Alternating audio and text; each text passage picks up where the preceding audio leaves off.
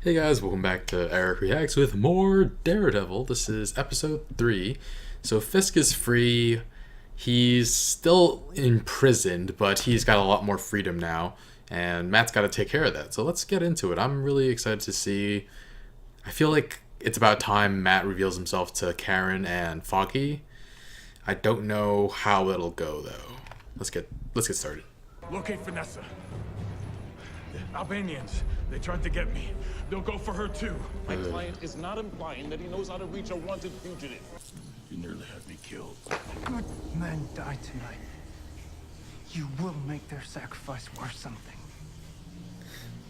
Or you can shove our deal up your ass. I need these cameras shut off in a moment with my client. Forget about the camp. He doesn't care. Oh boy. I'm sorry. I knew that if I had actually asked you, you'd have said no. Yes, right. See, that's the part where it gets to be my choice. You could use some happy. I am happy. Who says she needs a guy to be happy? You ever worry little Ralph's plotting your demise? I take it you're a dog person. Absolutely. I don't know, I like the company. Fisk is out.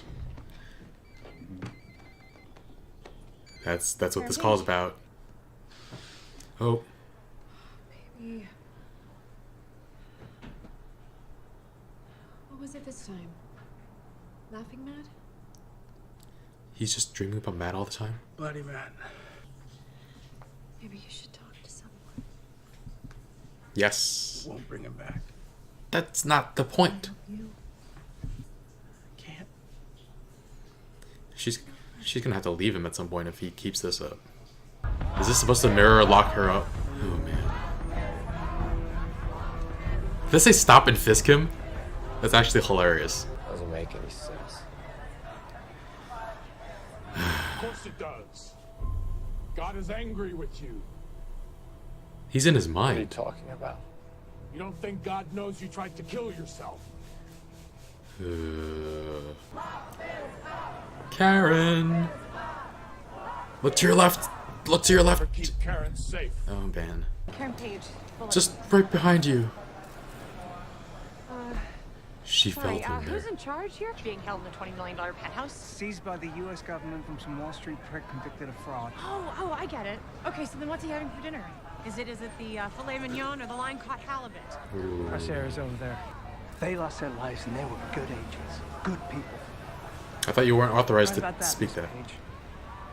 And how are you able to just give away the names of FBI agents? When you find me, what are you prepared to do? And let's continue to take our city back. Together. Meh. How was that?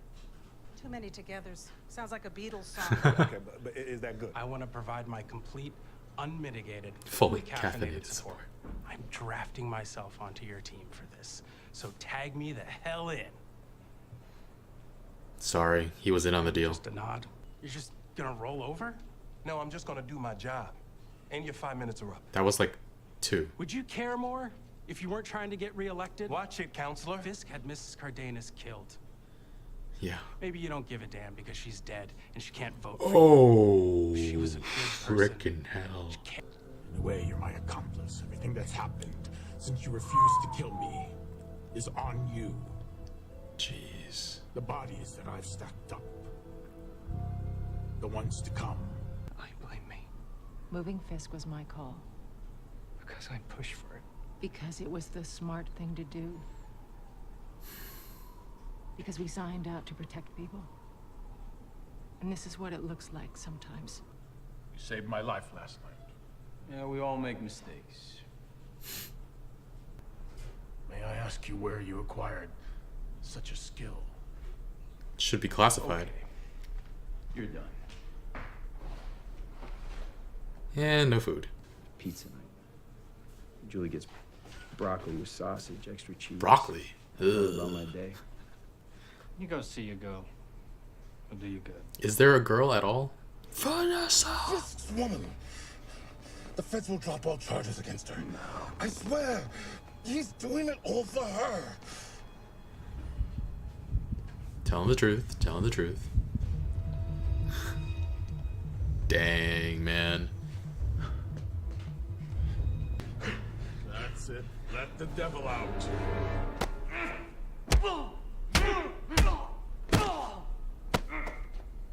Dude, he's down. Stop, stop, stop, stop, stop. If people see your name and know your connection to Fisk, it compromises this paper. Give the byline to Mason. I don't give a shit about credit on this. What I give a shit about is Fisk getting out of prison. I have to do something about this. So don't tell me to back off, because I won't. You know, it took Ben decades to become this much of a pain in my ass. We can't change our fundamental nature. Don't buy that for a second. Watch Agents of S.H.I.E.L.D., you'll see what I mean. Try to know if there's anything that can redeem a lost soul. Love would have to top the list. Oh, come on, even a monster like Fisk. He's dangerous. Ugh. Broccoli! That's how you know he's evil. Fuck.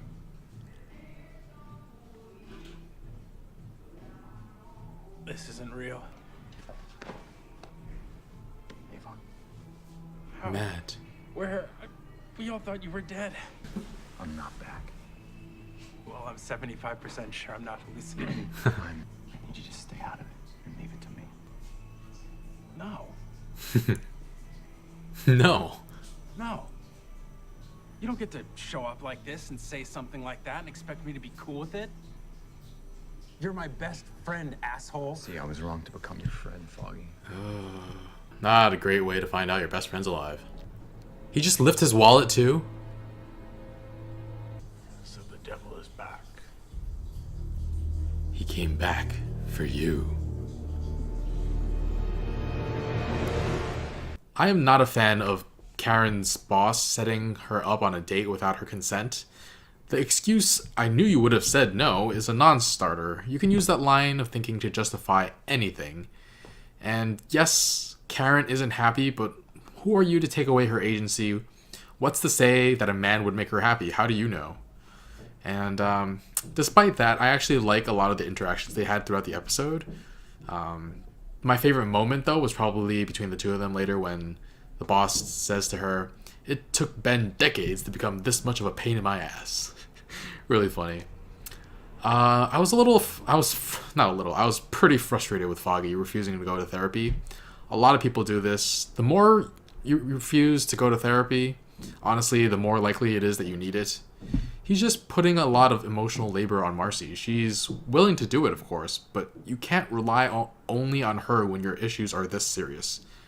Because he's basically making Marcy his therapist. Speaking of therapists, Matt needs one too. I thought so from the beginning of the season, and maybe probably just back in season 1. But now he's imagining Fisk talking to him. Just imagining his worst enemy blame him for the death of his father, Stick, and Elektra. I mean, God isn't enough sometimes. When you're going through something like this, you need to talk it out, not just with someone like the father in confession, but like a professional who can understand what you're going through. You have to make the choice to help yourself with freaking therapy. Come on, man. Karen confronting Ray and Nadim was interesting. I have a feeling they'll meet again later. Karen always seems to find herself smack dab in the middle of everything. Ray just gives her names of the 5 dead agents, though, and told her to write about them. Aren't their identities supposed to be a secret? They're dead FBI agents. Nadim was feeling really bad, feeling guilty, and credit to his boss for calming him down and relieving a bit of his guilt. This storyline didn't go where I thought it would after the first episode. I thought he'd get bought off by Fisk. Speaking of being bought off by Fisk, Dex seems extremely vulnerable for recruitment, and when I said earlier that people need therapy, they also need to be open to therapy as well, and the therapy session needs to be a lot longer than the 3-minute one that Dex had. The therapist was just okay after he found out that Dex had an outlet. That's not good enough.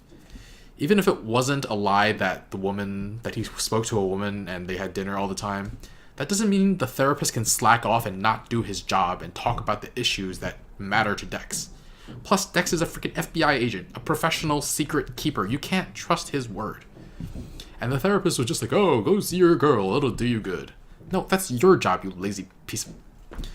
So now, even if she had been real, she would have to do all the emotional labor for Dex when the majority of it should have been done by Dex and the therapist. There's just so much, there's such a big stigma against therapy in society. Foggy doesn't want to do it. I don't even know why. He doesn't think he deserves it because Matt is dead. Dex angrily tries to brush past any suggestion that he needs therapy, and then he plays the therapist instead of taking the time to actually talk and get help. I don't think Matt even considers therapy, and the people who know he's alive probably would just recommend he talk to God, as if that would be enough. So yeah, this is... man, it's frustrating. And man, Matt is the worst. I get for the greater good he had to hurt those FBI agents so that he could get out of there and stop a greater evil. But he couldn't have gotten an exit plan before he went after Donovan. He couldn't have waited until Donovan was away from the parking garage, had driven away, and then he could threaten him. He just doesn't care anymore, and that's part of the problem. And then he goes to Foggy to try and protect him and Karen, which is BS. Whether or not they stay out of it, Fisk has already branded them and remembers them.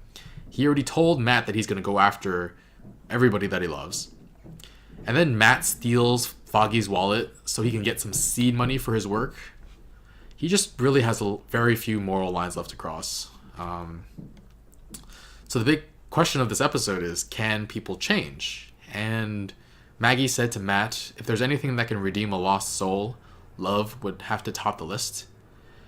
I absolutely believe people can change. Every situation is different, though, when it comes to nature versus nurture. Personally, my nature has been beaten down every step of my life because of the way I grew up and the relationships I formed.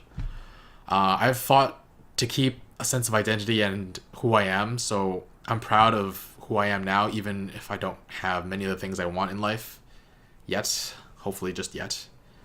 And okay, I'm going to stop myself before I overshare, but yeah, I agree with Maggie. Love being the ultimate motivation for change is absolutely true.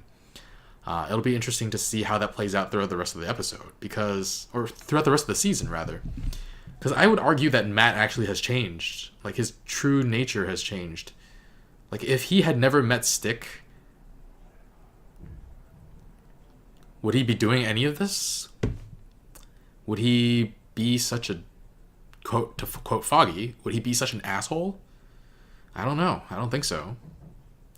I mean, he's been put in a situation where, I don't know. It's hard to say. But yeah, I want to see how Fisk, if his nature has changed. He used to be all about just changing the city, making it a better place in his own way. But what if he had met Vanessa before he had done anything? Would he have chosen a different path? Would he have tried to go straight to not put her in danger? Anyway, guys, there's a lot to think about. This episode was really good. That part where Matt was fighting the FBI agents, even though it was like, I was like, what are you doing, man? It was really cool to see him like sneak around. It's like playing a video game. It's honestly like those stealth sections. It's pretty cool. Anyway, guys, yeah, another great episode. Can't wait to continue. Be sure to check back soon, and yeah, be sure to like, comment, share, and subscribe, and I'll see you guys in the next video. Thanks for watching. Bye, friends.